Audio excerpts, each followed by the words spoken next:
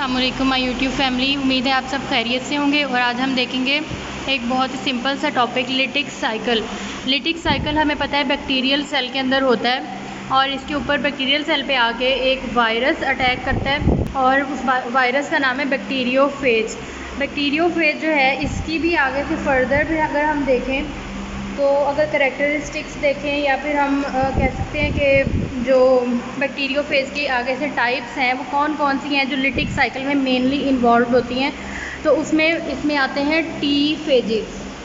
T-phases जो है वो ज़्यादा इन्वॉल्व होते हैं और इसमें से भी T2 और T4 जो है ये ज़्यादा हैं। ये ज़्यादा इसलिए होते हैं क्योंकि इनकी पॉपुलेशन ज़्यादा होती है। अब देखते हैं हम बैक्टीरियोफेज के स्ट्रक्चर को। कुछ यहाँ पर डायग्राम में दिखाया भी गया है कि इसका स्ट्रक्चर टैडपोल की तरह होता है।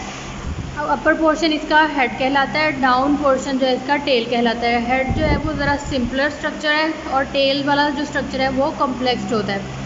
हेड हेक्सागोनल होता है, पिरामिडल प्रिज्म शेप होता है, डबल स्ट्रैंडेड डीएनए मॉलिक्यूल इसमें मौजूद होता है। टेल के अंदर क्या है, टेल शीथ मौजूद होती है। कोर होता है, एक होलो ट्यूब है जो इंटरनली गुजर रही है, जो कि इस हेड से निकलती है और यहाँ से क्या होता है डीएनए ट्रांसफ़र होना होता है और उसके बाद एंड प्लेट होती है और यहाँ पे इसके ऊपर ये कॉइल्ड फॉर्म में एक टेल शीथ है। ये टेल शीथ के इंटरनली कोर होलो कोर प्रेजेंट होता है जहाँ से डीएनए पास ऑन करता है। फिर एंड में होती है बेस प्लेट या फिर इसे हम एंड प्लेट भी कहते हैं और इसके ऊपर लगे होते हैं टेल फाइबर्स जो कि इस टैडपोल स्ट्रक्चर को या फिर इस बैक्टीरियोफेज को अटैचमेंट कराने में हेल्प करवाते हैं। किसके ऊपर, बैक्टीरियल सेल वॉल के ऊपर। तो अब हम आते हैं लिटिक साइकिल की तरफ। लिटिक साइकिल को हम दूसरा नाम देते हैं मास्टर एंड स्लेव रिलेशनशिप, कि ये मास्टर और स्लेव रिलेशनशिप होता है क्योंकि इसमें वायरस क्या करता है, जो बैक्टीरियोफेज है वो बैक्टीरियल सेल के डीएनए के ऊपर जाके यानी उसके जेनेटिक मटेरियल के ऊपर जाके कब्जा कर लेता है और वहाँ से अपनी कॉपीज़ बनवाता है। लैंडिंग कहाँ पे होती है, अभी मैंने पहले बताया कि बैक्टीरियोफेज की लैंडिंग होती है सेल वॉल के ऊपर बैक्टीरियल सेल की। अब इसमें स्टेप्स हैं, 5 स्टेप्स में ये प्रोसेस जो है वो कंप्लीट होता है। इसमें है attachment, penetration, biosynthesis, self assembly और रिलीज़। अब इसे हम डायग्रामेटिकली एक्सप्लेन करते जाते हैं पूरे टॉपिक को और वहाँ से समझना भी आसान हो जाएगा आपके लिए। चलें जी, अब हम डायग्राम से समझते हैं इस टॉपिक को। ये हमने दिखाया बैक्टीरियोफेज। पहला स्टेप क्या था, अटैचमेंट। अटैचमेंट क्या होती है, अटैचमेंट इसकी होगी एक स्पेसिफिक रिसेप्टर साइट के ऊपर जाके होती है जहाँ पे केमिकल अटैचमेंट होगी इस बैक्टीरियोफेज की बैक्टीरियल सेल वॉल के साथ। ये बैक्टीरियोफेज है, इसने अब क्या करना है कि यहाँ ये रिसेप्टर साइट इसको मिली, इसने यहाँ पे आके अटैच हो जाना है और यहाँ पे ये अपने टेल फाइबर्स की मदद से अटैच होगा और ये रिसेप्टर्स के थ्रू इसकी कहीं पे भी हो सकते हैं। जहाँ रिसेप्टर साइट इसको मिलेगी वहीं पे जाके इसने अटैच होना है, अदरवाइज़ ये हर जगह अटैच नहीं हो सकता और यहाँ पे एक वीक केमिकल बॉन्ड बनता है, फिजिकल बॉन्ड नहीं बनेगा। अब जो हमने एंड प्लेट की इसकी बात की थी ना, उसका रोल क्या होता है, सेकंड स्टेप होता है इसका पेनिट्रेशन। पेनिट्रेशन इसने किसकी करवानी है, अपने डीएनए की पेनिट्रेशन करवानी है यानी अपने जेनेटिक मटेरियल की। तो अब क्या ये करता है कि हमने जो पीछे पढ़ा था कि इसकी जो एंड प्लेट है ना वो एक एंजाइम सेक्रीट करती है जिसे हम कहते हैं लाइसोजाइम। वो एंजाइम क्या करता है कि इसकी वॉल को डाइजेस्ट करवा देता है, जो बाहर वाली इसकी आउटर लेयर्स होती हैं उनको, और ताकि ये जो बैक्टीरियोफेज है ये अपना डीएनए आराम से अंदर इंसर्ट कर सके। ये जो अंदर हमने ब्लू बॉल पेन से दिखाया हुआ है ये क्या है, बैक्टीरियल सेल का अपना डीएनए या जीनोम है। अब इसने क्या किया, ये अंदर पेनिट्रेट कर गया, इसने बायोसिंथेसिस करनी है। बायोसिंथेसिस किसकी होगी, बैक्टीरियोफेज के जो भी इसकी वो होते हैं पार्ट्स होते हैं, मशीनरी जो भी होगी बैक्टीरियोफेज की, वो अपनी बनाएगा बैक्टीरिया की बॉडी के अंदर।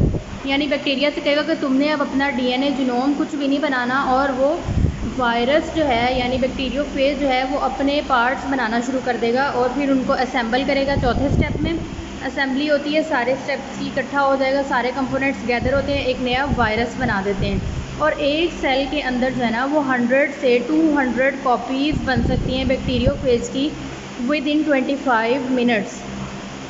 नंबर 5 है, फिर उसके बाद इस वायरस से क्या करना है कि दोबारा से ये लाइसोजाइम सेक्रीट करेगा क्योंकि ये पूरा का पूरा तो बन गया, तो इसने लाइसोजाइम सेक्रीट किया और यहाँ से वॉल दोबारा रप्चर हो जाएगी। रप्चर होने के बाद क्या है कि सेल बर्स्ट होगा और वायरस बाहर निकल जाएगा और इस तरह फिर ये साइकिल जो है वो कंटिन्यू रहेगा कि जहाँ जहाँ दोबारा ये वायरस अटैक करेगा किसी बैक्टीरियल सेल के ऊपर, और बैक्टीरियल सेल मोस्टली इकोलाई होता है, और इसमें जो बैक्टीरियोफेज है वो T2 और T4 है। हमने जो यहाँ पे पढ़ा वो T4 टाइप का था। हम ये दोनों टाइप्स क्यों ज़्यादा यूज़ कर रहे होते हैं, क्योंकि ये दोनों ज़्यादा अमाउंट में पाए जाते हैं, इनकी नंबर ज़्यादा हैं एज़ कम्पेयर टू जो बाकी T-phages है ना उनके लिहाज से।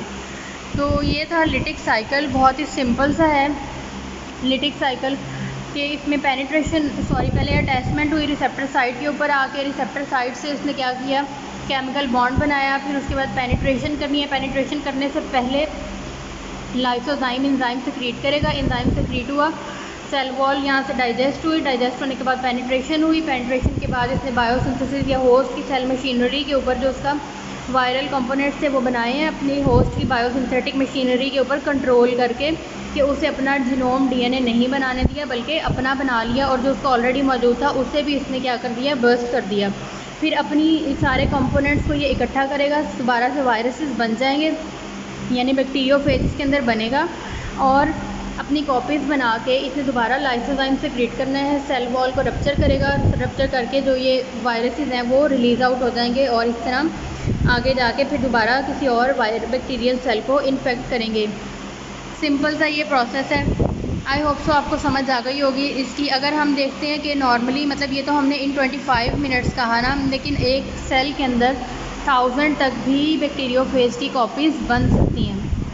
तो ये इतनी जल्दी रेप्लिकेशन अपनी करता है किसी भी सेल के अंदर, किसी भी सेल के अंदर नहीं, बल्कि ये बैक्टीरियल सेल के ऊपर करेगा। और ये बैक्टीरियल सेल के ऊपर क्यों कर रहा है, क्योंकि हमें पता है कि वायरसेस की ये कैरेक्टरिस्टिक्स है कि वो होस्ट डिपेंडेंट होते हैं अपने आप को रेप्लिकेशन करने के लिए, उन्हें होस्ट सेल चाहिए ही चाहिए होता है। तो इसलिए वायरसेस जो हैं होस्ट सेल के अंदर जाके अपने आप को रेप्लिकेट करते हैं और उसके बाद फिर रिलीज़ आउट हो जाते हैं। और एक और चीज़ कि यहाँ पे जो T4 फेज है, इसमें इसका ये जो बाहर वाला पोर्शन है प्रोटीन कोट होती है, ये सारी की सारी जो बनी हुई है, और अंदर इसका DNA होता है। ये प्रोटीन कोट इसकी बाहर ही रह जाती है, और ये इसका जो कोर होती है, टेल शीट होती है, वो कॉन्ट्रैक्ट करती है, तो इसको पुश करती है अंदर। इसके बाद ये बॉडी ने बाहर रह जाना है और सिर्फ DNA अंदर जाएगा और बाकी अपना प्रोसेस कंप्लीट करेगा।